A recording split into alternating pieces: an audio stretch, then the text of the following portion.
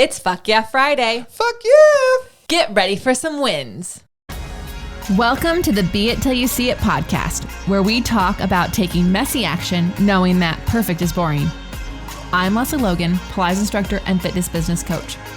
I've trained thousands of people around the world, and the number one thing I see stopping people from achieving anything is self-doubt. My friends, action brings clarity, and it's the antidote to fear.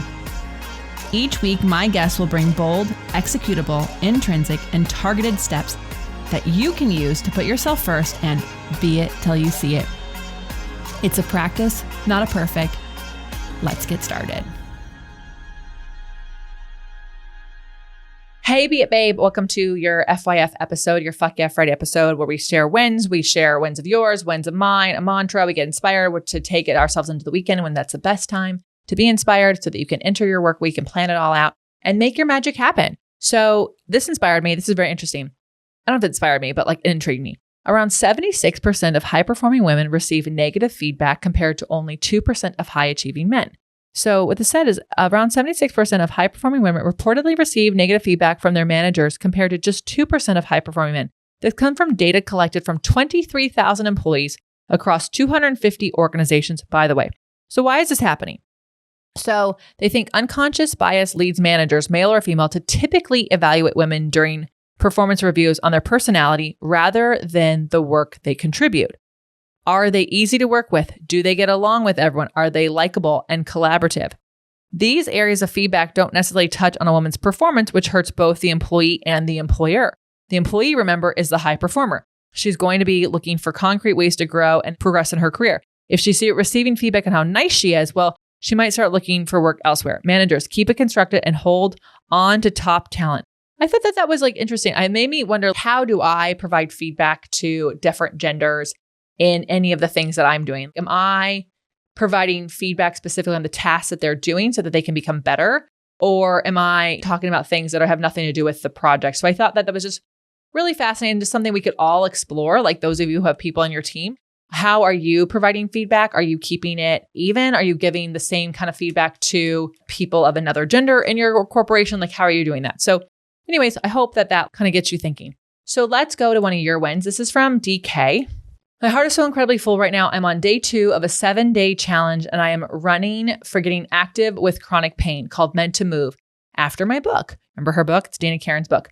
I have been busting my ass for the past 4 weeks or so leading up to this challenge with IG lives and new freebies and tons of promos. And I was so exhausted by the time it even started.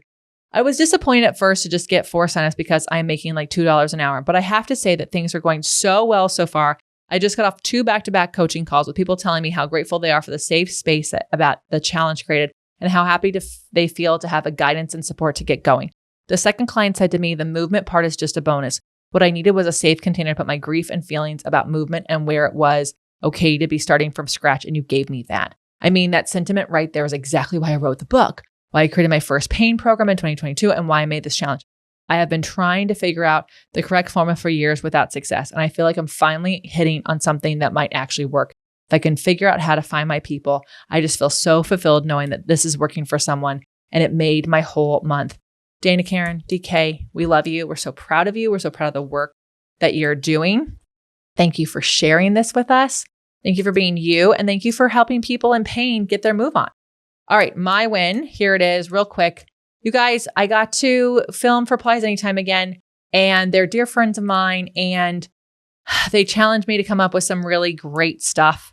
And we looked at the stuff that people have liked at Pilates Anytime and what I want to do. And it's different than what I can do at OPC. And it's really quite fun. And so I can't wait for this content to come out. But I also just love that it challenged me to how do I succinctly say what I want to say in this tutorial that's different than my YouTube stuff? How do I create this class so that it makes sense at home so you can repeat it forever and ever? I don't know their audience as well as I know my OPC audience, and it's different. And so it just was a fun challenge, and I had a great time. And I love the team at Pilates Anytime. And I also want to celebrate that they have been around for 15 years. And they really paved the way for OPC and other platforms like mine to even exist. And they've been so supportive of me and my journey. And so just a win for everyone all around. So now, here we go. Life never leaves me without options. Life never leaves me without options. Life will never leave you without options. Thank you for being you. Thank you for listening to this podcast. Thank you for sharing your wins with me. Send them in. I can't wait to read them. Can't wait to share them on our next FYF. And until next time, babe, be it till you see it. That's all I got for this episode of the Be It Till You See It podcast.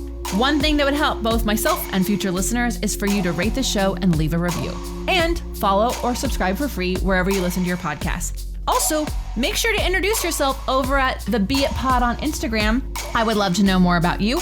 Share this episode with whoever you think needs to hear it. Help us and others be it till you see it. Have an awesome day. Be It Till You See It is a production of the Bloom Podcast Network. If you want to leave us a message or a question that we might read on another episode, you can text us at +1 310 905 5534 or send a DM on Instagram at BeItPod. It's written, filmed, and recorded by your host, Lesley Logan, and me, Brad Crowell. It is transcribed, produced, and edited by the epic team at Diseño.co. Our theme music is by Ali at Apex Production Music, and our branding by designer and artist Gianfranco Cioffi. Special thanks to Melissa Solomon for creating our visuals. Also to Angelina Herrico for adding all of our content to our website. And finally, to Meredith Root for keeping us all on point and on time.